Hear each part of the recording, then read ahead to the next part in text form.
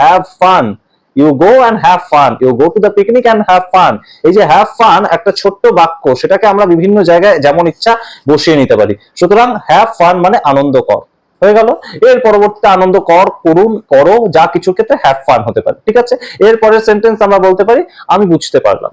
তাহলে কি বলবো? আমি বুঝতে পারলাম, আপনি একটা কিছু বলেছেন আমি বুঝতে পারলাম, সেটার ক্ষেত্রে আই গেট ইট।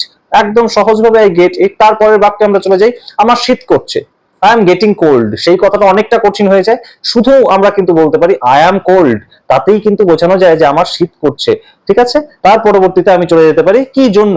কি জন্য বলতে ফর, হোয়াট ফর, মানে আমি কিসের জন্য এটা করব, একদম কিসের জন্য এটা যে আমি করব কিসের জন্য, হোয়াট ফর, ঠিক আছে। একদম ছোট্ট ছোট্ট সেন্টেন্স তৈরি করছি, যে ওয়ার্ড গুলো আমরা জানি সেই ওয়ার্ড গুলো দিয়ে কিন্তু সেন্টেন্সটা তৈরি হচ্ছে। তারপরের সেন্টেন্সে আসছি, একদম আমি অজ্ঞান হয়ে গিয়েছিলাম, আমি অজ্ঞান হয়ে গিয়েছিলাম, কিংবা সে অজ্ঞান হয়ে গিয়েছিল। একদম এত বড় বাক্যটাকে একটা ছোট্ট ওয়ার্ডে নিয়ে আসবো, শি ফেন্টেড, অর আমি অজ্ঞান হয়ে গিয়েছিলাম, আই ফেন্টেড, বোঝা গেল।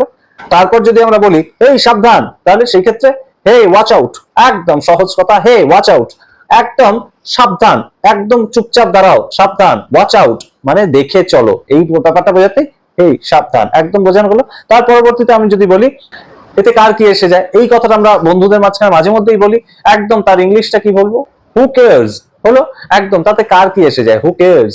তারপর যদি আমরা সেন্টেন্স বলি তুমি কি নিশ্চিত, আর ইউ শিওর, একদম সহজ, তুমি কি নিশ্চিত, তুমি যে কথাটা বলছো তুমি শিওর তো, আমরা এতটা পর্যন্ত বলি তুমি শিওর তো, সেই ক্ষেত্রে আর ইউ শিওর।